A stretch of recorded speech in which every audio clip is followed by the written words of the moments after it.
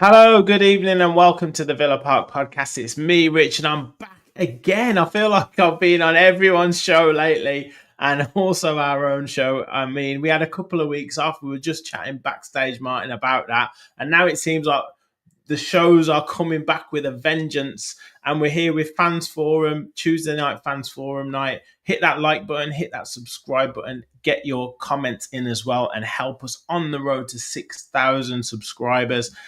And we've obviously got a Premier League game to discuss and to preview. We're facing Brighton tomorrow at the AMEX Stadium, i.e. tomorrow as in Wednesday. And yeah, can we continue our run of form? We also got topics on the line about Unai. How is he going to balance this squad? He's got an embarrassment of riches now. How is he going to keep everyone happy? And obviously, financially, what are we looking like for PSR? The accounts earlier on today, or I think it might have been last night, around about the losses and how that balances up and what does it mean for Villa going into the summer. So we're going to discuss all that. And obviously, your questions and comments as well. So get your questions in. It's Fans Forum night. It's your night. So keep them coming in. Martin, great to see you, mate. We were just talking. It's been a while. How's things going? How are you doing? Yeah, good. It was nice to have a bit of a break during international football. Of course, being an Ireland fan, that's not really particularly a good thing. But you know, they got 2 wins in the end, so we get to stay in eighth. They did. So I think I've had a good international break, says me, for a change. So, but now it's all about Aston Villa.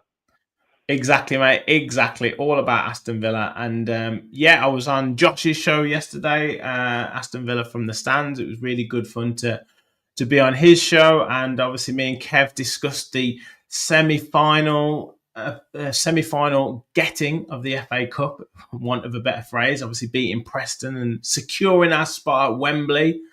Quick thoughts on that, Martin? Professional performance, comfortable performance, good for Rashford to get a couple of goals? Yeah, no, professional performance in the second half. The first half, we weren't really creating much. To be honest with you, I really kind of expected that for Preston to be in the first half, to be tight, compact, not really give us much space. And if they went into that second half with that scoreline, which they did, they probably would have opened up a bit more, which would give us much more chances. And that's exactly what happened. And it was just business as usual, So Exactly. for Rashford to get himself 2 goals, which I like I've always been saying here, I told you so, and now look. You're going to keep on with that all season. I'm keeping the receipts. If it gets us FA Cup win or a Champions League victory or Champions League football or all 3, and he gets the winners, I'll be absolutely buzzing. So don't worry about that, mate. But I guess the signing of Marcus Rashford and 1 or 2 of the other players hinges on how we do this season and where we finish. And obviously Aston Villa published their accounts, I don't think they've finally published them, but they've released some headlines in the terms of the 23-24 accounts. It's always difficult to see, what particular transfers, what particular finances fall into what year, whether some goes into 2025-26 or 24-25, and whether some stays in 23-24. But yeah, they released the figures, I think, around about 275 million turnover, which was a big increase, significant increase on the season before. And then an 85 million pounds, loss in terms of accounts, which was, again, a significant drop in the losses reported the previous season. So I guess still high, but going in the right direction in terms of dropping, but still, I imagine, quite sort of precarious in terms of PSR and UEFA regulations as well that we have to take into consideration.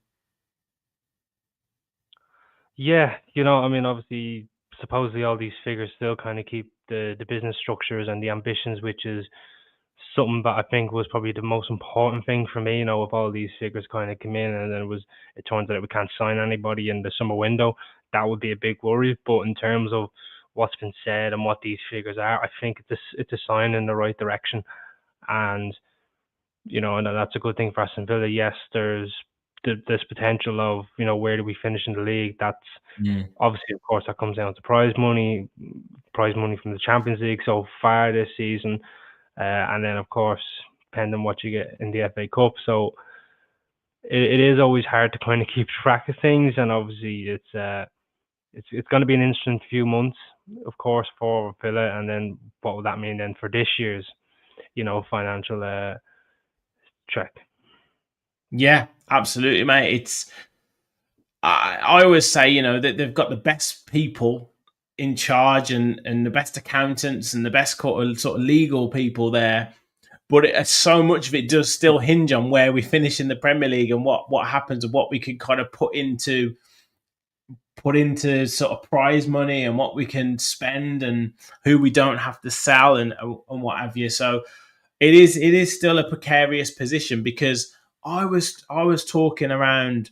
I was looking at the figures that Tottenham even had, and we're talking about 275 million for 23-24, and I think it'll be in excess of 300 million for 24-25 with the Champions League and everything like that. But Tottenham, considering they've had a bad season or a couple of bad Mm. seasons, they're still like well over 500 million in terms of turnover. It's crazy when you think about how much money we've still got to get up to in terms of to be able to compete with those, to be able to see that PSR isn't necessarily an issue because you're talking about Tottenham here and they're almost double what we're bringing in. Yeah, of course. I mean, Tottenham will always kind of bring in probably a bit more than Aston Villa at the moment due to their size of the stadium, what they're charging to fans, of course, and the previous years of them constantly being in European football, which is something that's always going to happen. But in Mm. terms of us now, I think for the next few years, if we'll probably bring in more than Tottenham due to the fact that if we can keep sustaining European football, finishing in high places in European football, not just getting them, that way then we're generating more money and be able to attract better players and you know and and it's actually really exciting. So this kind of means then that with PSR we kind of get out of that hair a little bit, and of course there's always little corruptions from other teams which I'm not going to mention because if I do I'll be here all night. Uh, Yeah, yeah. Well, but we're getting the but comment. We're getting the comments in. Obviously, Chelsea is. I mean, it's within the rules. It's within the rules. They've bought their own women's team for themselves for around 200 million. The holding company I can that guarantee you Todd if that was Bowley us, owns. but if I can guarantee you if that was us, the FA would be calling us, "Why did you sell your women's team?" Like it's Well, yeah, probably. However, as Rachel said, we did circumvent the rules at one point where we was something to do with HS2 and the training ground. So we, we've done a few bits with the old rules in the past. So we can't always claim the moral high ground here. no, we can't, but we'll claim it where we can. Yeah, exactly. But relating it to Villa, and yeah, great to see everyone in the chat. Thank you very much, everyone getting involved. Um, with regards to contract talk, ambitions. Let's talk ambitions because these three, Mm. we know how closely they plot Unai Emery, Monchi, and Damien Vidagani. We know the plans that they have, and I'm sure they've got various plans relating to where we finish in the league, what we do. But there's also the strategy that they have, and they never go too extravagant. We sign the odd big player, but we generally sign rough diamonds where we can spot a good deal in the market and someone who Unai Emery can work with. That's kind of what we've done, and we've also signed some of the best young talent from across Europe. So they generally do that. But how do you think they'll be plotting, for the summer with regards to transfers that we can potentially make, and then players that might have to be moved on? Well, that I think that's what this summer is going to be about. I think there's going to be a lot of players moving on, just in terms of keeping in track with PSR and of course the ambitions of the club. There's going to be some players who are not going to be at the level. I think we've kind of found that this season now, where there's some players who just aren't at that level, probably albeit with the players that are out on loan at the moment, and you can get a bit of value for them. And I think this summer their plan, hopefully, in my opinion, is that they're going to buy players for now to increase the overall quality of the team as opposed to setting up for the future. Because long enough now we have been setting up for the future, where now we kind of need to get performances on the pitch right away and finish in high places and not being on this slow start and playing catch up like we are now. So let's kind of see if they can go into that. And of course, Damien Vidigani and Monchi, they really do love, to try and get themselves, a bargain deal or a free transfer, which there's going to be plenty of them this summer, I think, with the quality of players that aren't renewing their contracts. So there will be an interesting one to look at that. And of course, there is this element of, does they buy a player that is going to sit on the bench and be that backup, but you can still do an impact on the team like an Andreas Garcia will. So it's really tricky to kind of tell, but I've no doubt, in my opinion, that they'll keep the ambitions of the club to a high level. Yeah. I mean, lots of people in the chat talking, and James said, we wouldn't need a lot of work to get Villa Park up to 55 to 60k. I think Michael said that the Villa Park is too small, so we might have to look at extending that. Rich said we need to expand Villa Park. I wanted us to move, but it might be necessary. And Sai said he thinks a lot of it depends on if we qualify for the Champions League again. Kari saying, I pray that we sell Ollie Watkins. Are you Sam in disguise, Kari? Is that we need a striker who can actually finish? And the burner account. Yeah, if we sell Watkins, who are we going to get in, and who does what he does? Which is, it's one of those things where you always talk about that. And Rachel said there, once Ollie goes, we'll miss what he does. His numbers are consistent, and that's the thing. I think we go for. I can't remember what his name is, but we nearly signed him from Nantes in January. I think he's a big striker, and he would kind of act as maybe the understudy to Ollie Watkins, maybe similar like to John Duran, but maybe not quite as sort of temperamental in terms of character. And I think we probably go for someone like that and link him with Ollie Watkins, and maybe someone comes through. He comes through behind him. But that's what I think we do. But in terms of, I think you're dead right. There could be, I think I've said this before, all bets are off on a lot of players in terms of who we might sell. Because, Ollie Watkins, we've talked about there, he could easily go. Emi Martinez, we could get a big offer for him and maybe have to consider it. I think Emi Martinez is the one you don't sell, I think, in my opinion. But because, he's the world's number one. I think it'd be very hard to replace him. I don't think he'll go. I think you're right with Watkins. I think the midfield is kind of up for grabs as well. The wing positions. I think the only one that's solidified, in my opinion, in the team is Emi Martinez and Ezri Konsa. Forgive me, my throat's a bit off today. I and Morgan Rogers, I don't think goes anywhere. That's it, Mr. Green. Evan Guessand. That's what I think we go for. I think a Jonathan David would be good from Lille. He's on a free transfer, so that's probably a I just think he's been talked about so much that why hasn't anyone bought him before? That's the only thing I would say. You could maybe the agent in his ear telling him to run down the contract. That's probably another thing. Maybe that's maybe in the case. It's just would he have gone like with a year on his contract? I don't know, but he will definitely go somewhere at the end of the season. But I'm not sure. I'm not sure he's better than Ollie Watkins, and that's what you want. The other I guess big talking point are new contracts, and Boubacar Kamara in talks with him. There'll be one or two other big performers. I know has Rogers signed an extension? Has he signed an improved deal? I'm not I sure if he think has he or has. I not. think he did it. I think he did at the start of the season where he was Mm, performing, and then when he signed the new deal, his performances kind of dipped. Like the way that kind of always happens with when you get that new contract, performances kind of dip, and he picked back up again. So maybe we've kind of forgotten about that, but I think he has. But mm. in terms of, But Kamara's a definite, where we need to look at signing him, and then you open up the door for the likes of Asensio if we're going to sign him, or Rashford if we're going to sign him, because they're going to be on big wages, and then in turn that will mean that other players in the squad will probably have a deal where I need to be paid the same as, or in and around the mark of the best paid players in the club. So it doesn't just mean you're paying more for that player. It's everyone else is knocking on the door to say, well, I want an improved contract. So that's mm, also what we've got to think about.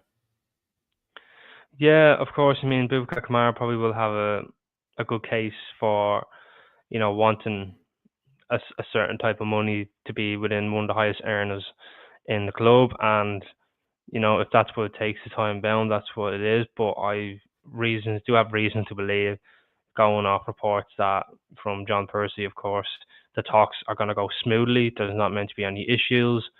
So maybe it's probably already been agreed and probably just waiting on an announcement. As you do, you just get that little bit of a build up from the club to announce that deal. So maybe that's been the case, or it's probably just focus on the football for now, as they've got the Champions League quarter final, now an FA Cup semi final.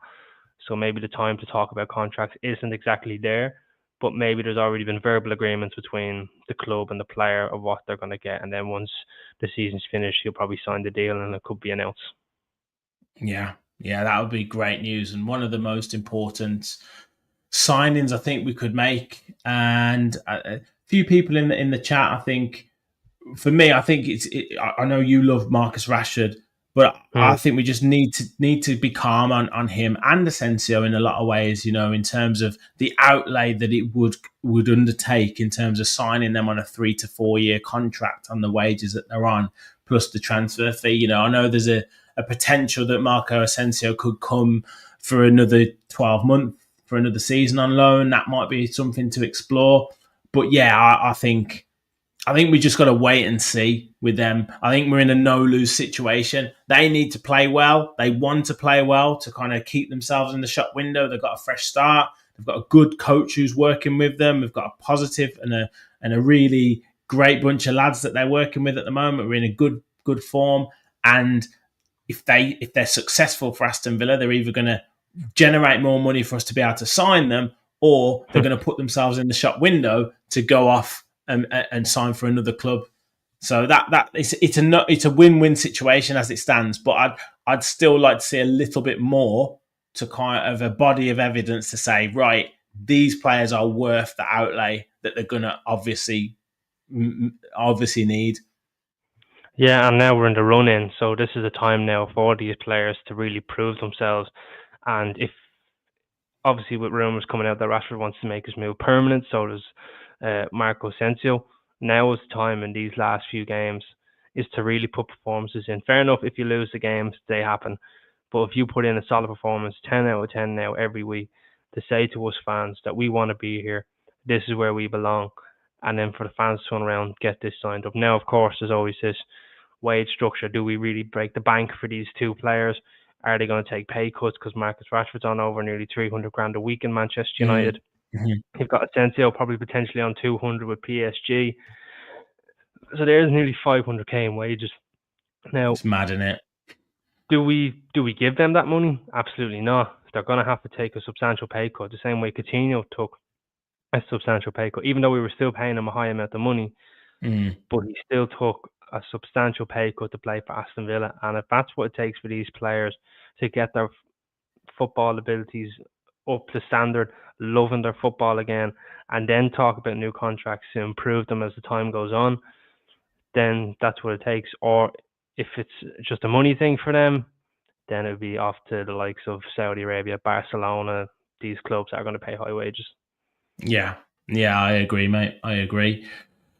Let's move on to keep him in that sort of field, in the sense of we've got Asensio, we've got Rashford, we've got Marlon, we've got Garcia, we've got Disasi, all signings that we made in the January window to complement the current squad that we have. Also, we've got players coming back from injury. Unai Emery right now has an absolute embarrassment of riches in his squad. And before we talk about Brighton and what the starting lineup might be and how he might approach it, balancing this squad, we've got at least 12 games to play, could be more. But balancing the squad, making sure he's got the right tactical plan for each game, and I'm sure he will try and do that as best as he can. Keeping the players happy, it's a nice problem to have, but how do you think he'll balance it up? Well, with the drooling April schedule, which has always been known for big clubs when you have Champions League and FA Cups on, uh, it's gonna take a lot for Emery. Of course, it's a nice headache to have, and of course, we'd always say that Aston Villa of all was you only just had a start 11 and probably two players on the bench that are gonna really make an impact. Now you look at the bench and you go, who's gonna make an impact? Because we have such a big squad at our disposal. And if you look on paper, a squad, player for player, squad for squad in the Premier League, we probably have the second best one in the league, in my opinion, apart from maybe Manchester City, where all their players are at the same level. Now, of course, we've had our injury problems and headaches this season, which has kind of hampered our league form a little bit, but not too much. Our domestic cup and European cup form, which is something I'm really glad about, but the league form's kind of been hampered. But now these players are back for the run in, and we've got 5 straight wins now off of the back of these injuries coming back in the Premier League, FA Cup, and Champions League. It's going to be a really interesting few weeks, Rich, because if we can keep these players fit, play the right games tactically for different players that's going to suit them, what type of game we're looking to play, we could really get a good couple of results and really hit that top 4, top 5 spot.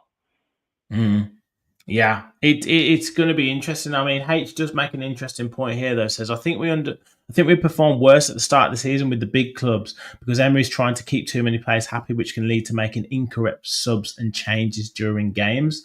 100% And agree. that's something there. But Kev's saying the big difference from this time last season, we look more energized, hungry, and focused, and everything is aligning. And that's again, Yeah. that's something that's the positive and the negative. It's like we literally crawled over the line last season with 12 to 13 players that we were using. You know, the substitutions that we could basically make were Duran for Watkins and Diaby for Bailey, and that was basically about it. I mean, we were calling on Callum Chambers at times to come in at central midfield, and and calling on Dendoncker at times to try and do a job for us. And that was basically what we were trying to get out of the squad, trying to get every last bit out of the squad. Now he has the opportunity to bring players on to make a triple substitution, make a quadruple substitution, and they're all players that are equally, if not better, than the players on the pitch. And it has led to I think about the Bruges game and one or two other games where he's made the substitutions and they've literally changed the game and helped us to win. But that also can lead to a little bit of like over tinkering, and it's just making sure that he gets that balance right. Because if we keep a solid base in the first half and maybe we're 1-0 up or maybe we're drawing 1-1, he knows he can make substitutions and go, right, go and win me this game, which is exactly what you want. And you've already said that, a brilliant squad that we have right now, it's in the best opportunity to go on and really push on for the rest of this season. Yeah, exactly. And with players come back, even Ross Barkley is coming back. I mean, he's been out for a very long time, and Emery mentioned that in his press conference that he's coming back from injury. He's been training during the week, and it'd be great to see him back because he's a different option. I remember watching him at the start of the season when we were playing against Wolves and Everton when I was at those games, and the way he just set the tempo, brought us back into games and really controlled the midfield. That was an exciting thing to see, that we could change that game. And then when you look at the Club Brugge game, Club Brugge were all over us when we were drawing 1-1, and then when we made the substitutions to really impact the game, it worked brilliantly. Yeah. Matty Cash getting the ball in makes it an own goal. Morgan Rogers getting the ball in makes it an own goal. Matty Cash winning the penalty, Asensio putting it into the back of the net. And then you just go to the next leg then at home. We looked a lot more comfortable in possession, really all over them then. And still when we made the subs, it was impactful. Even though we were winning, it was still impactful. We were still going on all fronts. And now when the games when I've been watching against the likes of Brentford when we won, the likes of Preston, who else did we beat? We beat...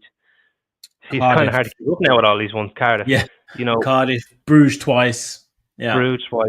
You know, we're now starting to show consistency, in my opinion, which is something I've touched on a lot, is now the back line. It's looking more consistent, which is something I'm really happy with, because in the last 5 games, we've kept 4 clean sheets, which is unbelievable. That's more than our previous 29 games going.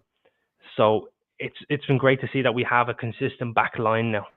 Well, that's it. That the solid foundation means that you can make the changes up front. You can make the changes in attack. You can tinker with things. You can do what, kind of, you can play different combinations. You can play Rashford through the middle, or Watkins through the middle, or Bailey on the right, Marlon on the right. You can play Asensio and Rodgers as number 10s. You can do all that because you've got the solid base and the solid foundation to work from, and that's really important. So, yeah, I'm confident that we've got the best manager to kind of manage us through this period.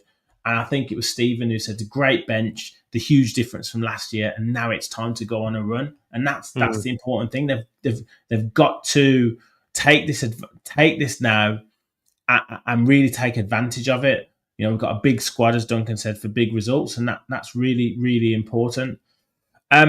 So I've starred people's questions as well, and we are going to do a little shout out to the FA Youth Cup winning squad, and I am going to release. I did an episode with Charlie, Academy AVFC, to talk about it, so that'll be coming out very, very soon as well. So look out for that on the channel. Make sure you smash the like button as well. Hit the subscribe button if you haven't already. We're marching on to 6K. Hopefully get there very, very soon. So please do help us get there. And smash the like button if you haven't already. We've got over 150 of you in the chat. Follow us on X as well, at Marto Leonardo, at Villa Park Pod as well. So, keep us pushing on and growing and growing and growing as a channel. So let's talk about Brighton, because Premier League football's back. Last time we had a Premier League game, we beat Brentford 1-0, I believe. Unai Emery in his press conference, very confident. He's talked about consistency. He's talked about too many draws. He wants wins now. He's got the squad he wants. How confident can you be going into this game? You could be very confident, but at the same time, Brighton are on a great run of form at this minute. And, yes, we're on a great run of form too, getting to the quarterfinal of the Champions League, the semi-final of the FA Cup. But it's now the league form that we now need to concentrate on, in my opinion, if we want to concentrate on all 3 competitions that we're in at the moment. We equally have to make the Premier League one of our priorities, because if we don't get what we want out of the Cups, well, then we need to be in a good position for ourselves in the league. And Brighton at the minute are unplayable at the moment, with Matoma, Menta, Carlos Babela. There's a lot brilliant. of good players. He's brilliant. There's a lot of good players for Brighton, and they can really hurt you in the counter. So, and I have to give credit to, it's Fabian, can't remember his second name. Hurtzler. He is a brilliant manager, and I have to give him credit where he's doing. You know what's the mad thing? He's only like 4 years older than myself, and he's a Premier League manager. What are you playing at, Martin? Get yourself in the Premier already. I'm showing my age here. Unfortunately. But yeah, he's done great. He's done great, and he's got some brilliant football. Yeah, they're a funny side, because they lost the other night against Forest in the FA Cup on penalties. It wasn't the greatest of games, if I'm being honest. But yeah, they seem to do it all the time, like bring these players through. I think Balaba's going to be the next cab on the rank. Adingra is a good player. You've mentioned him. They've obviously got Mitoma, who's so dangerous. I'll kind of say it now, tempting fate, but we've generally done pretty well with Mitoma. And Minte is quite an important player for them. Danny Welbeck's still doing stuff for them. Ruter's done well this season. I wasn't sure about him signing from Leeds, but he's done very well for them.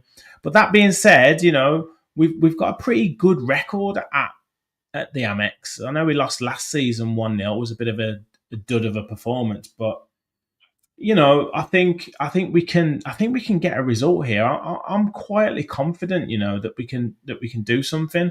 But in terms of Unai Emery's approach, not talk about starting lineup here, but how do you think he approaches it? Does he kind of keep it solid, keep it tight, similar to what he did against Brentford, or do you kind of go open against a team like Brighton? I think you keep it solid and you keep it tight away from home now in this run in, to try and get results. And it doesn't matter how you play, you're playing to get results in the run in. So I think away from home we need to be tight, compact, try to hurt them on the counter.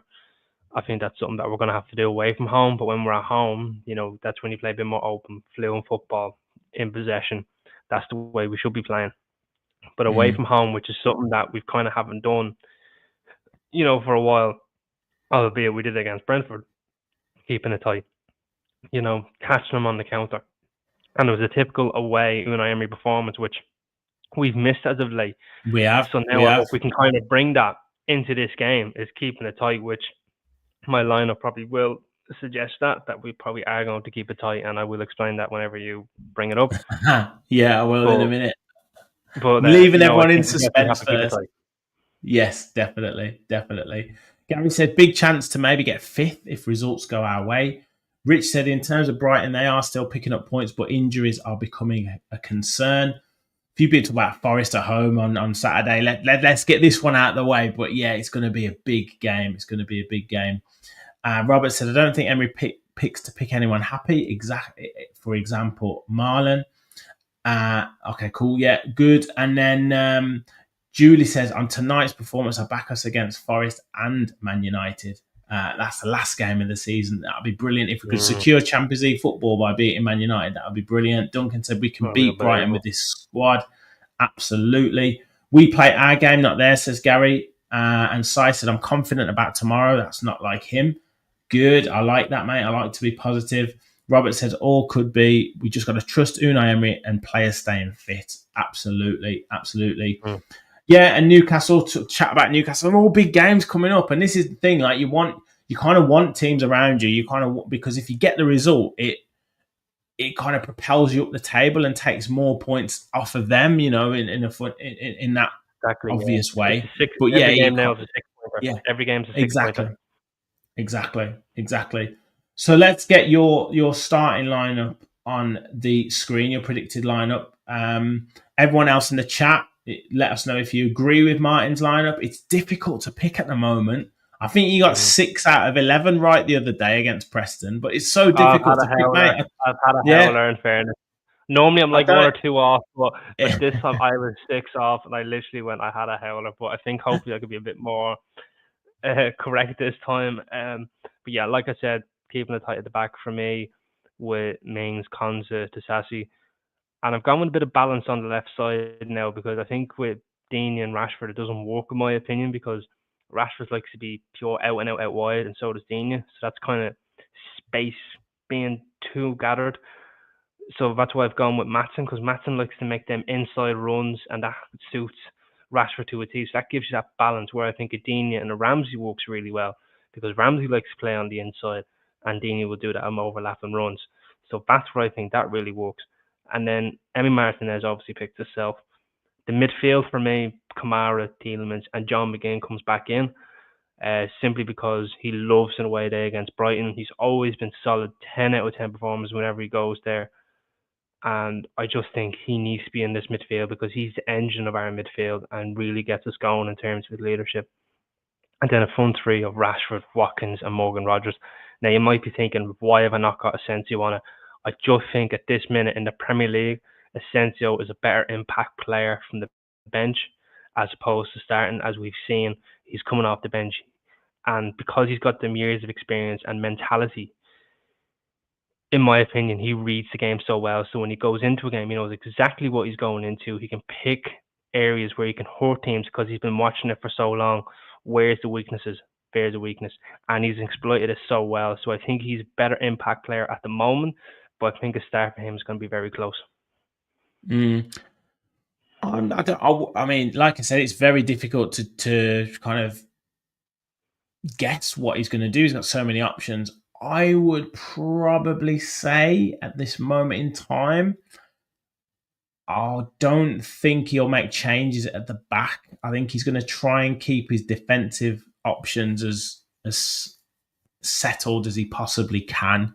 So I think Cash still starts at right back and Luca Dean still starts at left back. But I don't think you're far off. I think McGinn comes back into that midfield.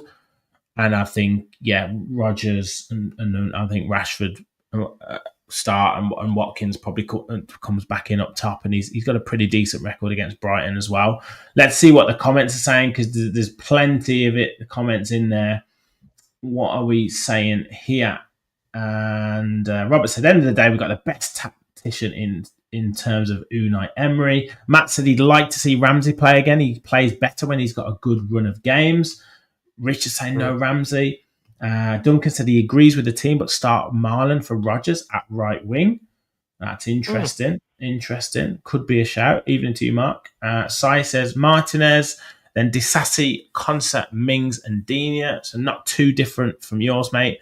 Tielemans, Kamara, McGinn, and then he's gone Asensio, Watkins, and Rashford. So no Morgan Rodgers for Sai and no Ramsey. Kevin also says Marlon to start for him. Duncan says he doesn't like Rodgers as a winger. He's at number 10. He's better for him. Yeah, I absolutely agree with that. One thing I did notice, I agree. One thing I do notice on Sunday, though, what he was doing was he was pulling inside into the number 10 position. Cash was pushing forward, and then Kamara was dropping into that right back position. So if they can get that movement working a bit more fluid, so that Rodgers isn't just standing in that position and standing still, but if he's moving into that position like it's like a fluid movement, then he can cause a lot of damage with that. If he runs into that space and then receives the ball on the run, then he'll be really, really, really damaging for that. But I do agree he's not necessarily as effective on that right-hand side. Gary said Asensio is a good option from the bench. He doesn't think Emery fancies Marlon, to be honest. I think it's more about kind of giving him the time. He's got sort of 2-3 year contract. So Marlon will be better next season, says Craig. Got to give Ramsey the start of McGinn, says Julie. That's interesting with the captain, but a lot of people agreeing. Craig agrees Ramsey has to start. Patty says agree with Julie, Ramsey over McGinn. And don't fix it if it's not broken. Leave the defence alone. We keep catching clean sheets. Important, yeah. Ramsey and Marlon on the wings, says Kevin. Rodgers inside and Watkins up top. But Sai says Rodgers needs a rest. Rashford and Marlon on the wings and hit them with pace on the counter. Interesting. So, look, it's brilliant to talk about these options. And you know what?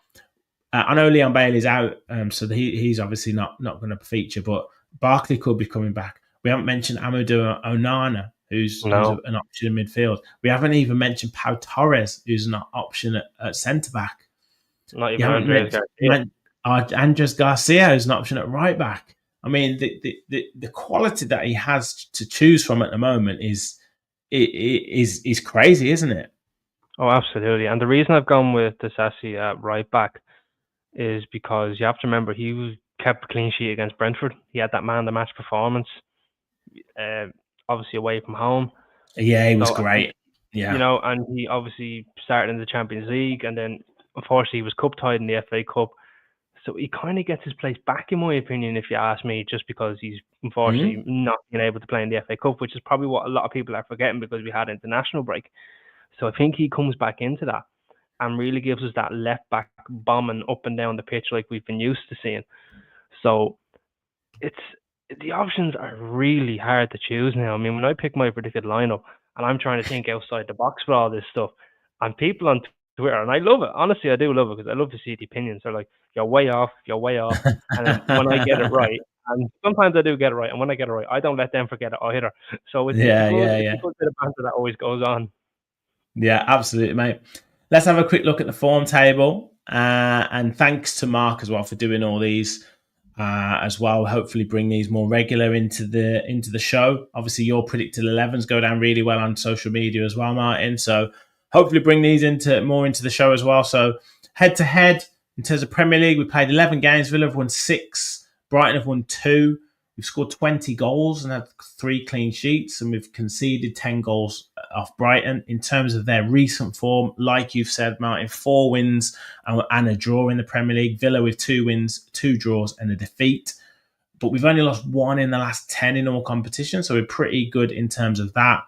And against Brighton recently, 2-2 earlier on this season, just after Christmas, a 1-0 defeat, as I said, last May at the AMEX, and a 6-1 victory at the start of last season. So we've got a pretty decent record against Brighton. And I say before we kind of get the score prediction, you've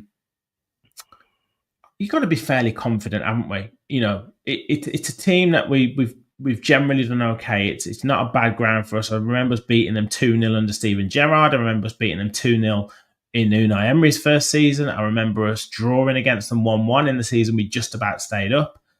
You know, not a bad ground for us to go to. No, we generally have a good record there. You know, we've seen the limbs, of course, when Grealish scored. We've obviously, you know, seen Matty Cash score a great goal there as well. You know, so we seem to kind of do well, and I think that defeat there when we lost 1-0 was probably the only one we've had since we've been promoted back to the Premier League. And you know, we do tend to do well. Brighton do always show their inconsistencies at times, so maybe we're probably going to get lucky with that. And excuse me. So I just think that I'm really confident going into this one. It's not like me to be really confident. Normally I'm a bit conservative and I talk about the other team, what they go through, but I just think even though Brighton are on their good form, I still think that we'll have too much from now because of the squad options that we've got. Yeah, 100%. We might as well do score predictions now then. So Des has gone in for a 2-2 draw, I think. Sai says 2-0. Ollie will score and Tielemans. That'd be great. Gary's saying 1-1. Just don't lose. So Martin, what are you saying for Wednesday night's game? Score and scorers. I'm going to go for 2-0. Going to keep another clean sheet, hopefully. The goal scorers are going to be Marcus Rashford and Disasi. You love Disasi, don't you? He's a proper new cult hero for you. Yeah. Pump the header in the back post. Duncan says we'll win 3-1. Stephen saying 4-2 Villa. Watkins, Rashford, McGinn and Marlon. Craig saying a 3-1 win. Patty saying Aston Villa 3-1 win. Matt saying 1-0 Villa. Ollie to score a header. Richard says 2-0 Villa. Watkins and Rashford. Michael saying 2-1 Villa. So everyone's really positive. James said clean sheet, please. Duncan said Disasi is due a goal, to be fair. Yeah, he's got himself into some good positions, so it'd be good to see him get a goal. I'm going to say 1-0 Villa. I'm going to say another professional clean sheet performance. And let's go with Rashford for his first Premier League goal this season. We're all loving Rashford now, or Aston Villa. Yeah, well, he's doing good, man. He's doing good. Patty says, way to go, Martin. Clean sheet. Love it. Julie, there's so many comments coming in. Julie saying, clean sheet incoming. Concert is due one. Des says, Hawes on in the last 10 minutes to bag a brace and save a 2-0 loss. I mean, we will talk about him in a second, but I think he's maybe coming a bit too early for him. Stephen said, Asensio to score again and Villa to win 2-1. The clean sheet gone. Rich says, let's go, hit those like button. That's what you say. Listen to Rich and hit the like button, everyone. And Duncan says, Watkins always scores versus Brighton. That's very true. Absolutely. So, yeah, let's talk a couple of questions that we've got coming in, a couple of talking points. FA Youth Cup finalists, as Sai says, and Villa Samba Brazil says, what about Villa reaching the Youth Cup final? And like I said, I've done a show with Charlie talking about it, but brilliant for Villa, and we could make it an FA Youth Cup and an FA Cup double for Aston Villa this season. How good would that be? Oh, that would be limbs, I think, you know, the fact that our youth team won their FA Cup and then we go and win the FA Cup in Wembley. Even if the seniors do win in Wembley, I don't think you'll see me for a month. Uh, but if the youth win, it would be an all credit to them. They had a brilliant performance against Man United. Supposedly they were the underdogs going into that game. You wouldn't think it if you were watching it. They were really all over them, plenty of chances. Sam Proctor, I think he's been hanging around Emi Martinez too much. He was Yeah, man, winding the players up left, right, and centre. You it know, was I mean, and I brilliant. love one of the Man United players coming up with the penalty and giving them a little wink, saying that he's going to get it. And not only did he save it, he caught the ball and literally looked at the player. Probably not going to repeat what he said, but you can imagine what Yeah. he said. But in light terms, I'm going to say, get out of here with that wink. And he was absolutely riling up the Man United players. And I love to see it. Honestly, I was loving it. Yeah, it was brilliant. It was brilliant. He was great, Proctor, and like you say, he's obviously been learning off Emi Martinez. A certain influence there is great. And Michael asked, when and where is the Youth Cup final? The date hasn't been confirmed when it is, but it will be at Villa Park, and it will be against either Manchester City or Watford, and they are going to play next Thursday. I think the 10th of April. I want to say. So keep your eye out for that, and it's probably more than likely to be Manchester City because they've obviously got one of the best youth teams in Europe. So it'll be a difficult game for Aston Villa should Manchester City, which is expected, get through. But we've got some good players and we've got some exciting names on the team sheet. Jamal Jimoloba, Mason Kocha, a number of other players who are really good. And we've also confirmed today that it looks like Rory Wilson, the forgotten man of the youth team, the controversial player in the youth team, is now going to sign a new contract. I mean, that's interesting. He came on today. The under-21s lost, unfortunately, 1-0 against Burton Albion in the Birmingham Senior Cup quarter-final. But we'll talk, firstly, Rory Wilson, and then another surprise appearance from another player, probably at the opposite end of his career. But Rory Wilson signing a new contract, that's interesting stuff. Yeah, I mean, it was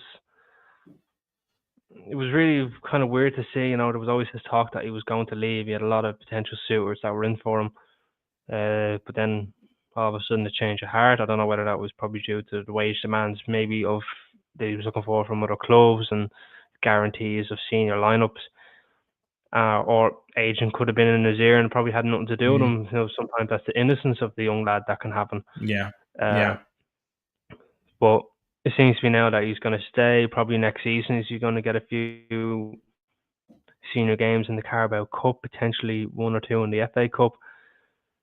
Or will he get a loan to a senior team in League One, a bit like Louis Barry did, where he was absolutely tearing it up?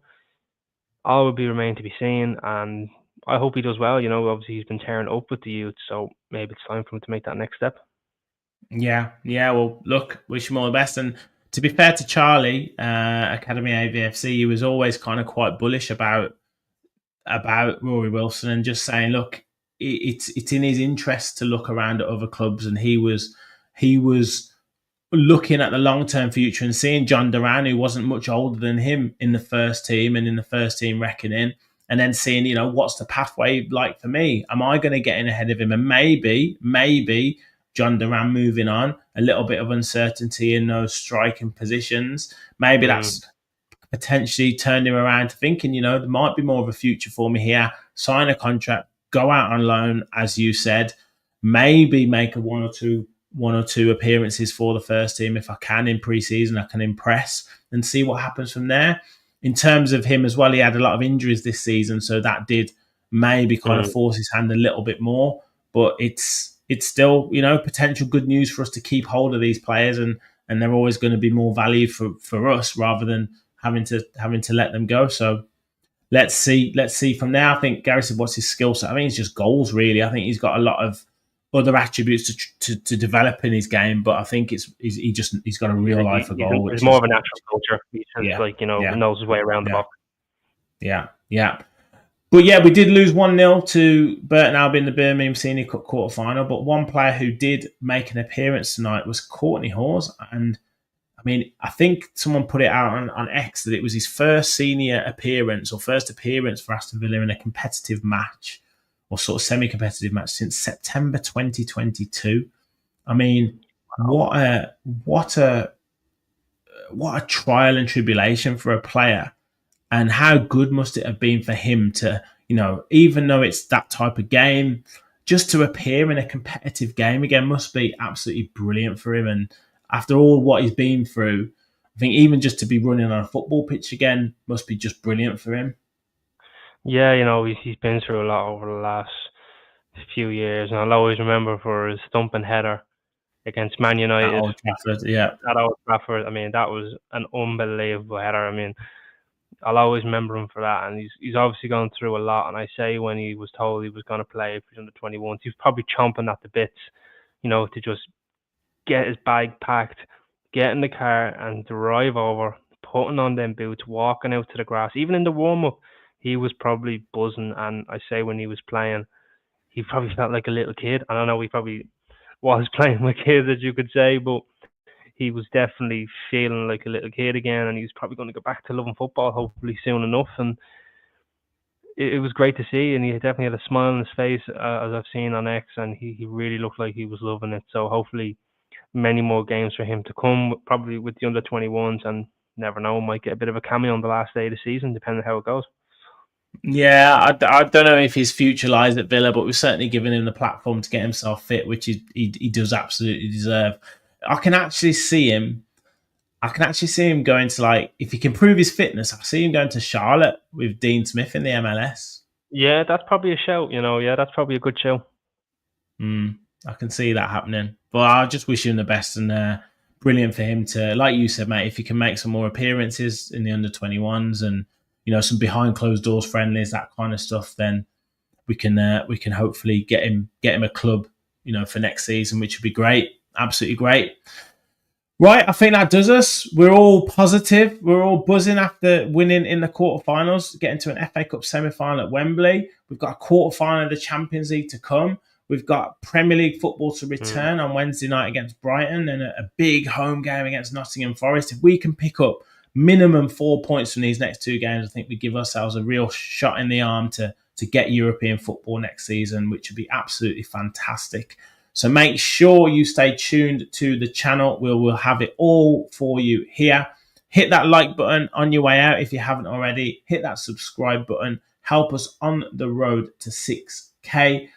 I did have a comment from Rich that I did want to read out just to finish up. Has been a member now for 17 months. And he said, it's our time. Champions League, Premier League, FA Cup. Bring it on. Up the mighty Villa. That's all that's needed to be said. Thank you for watching. And as always, remember, we all follow the Villa.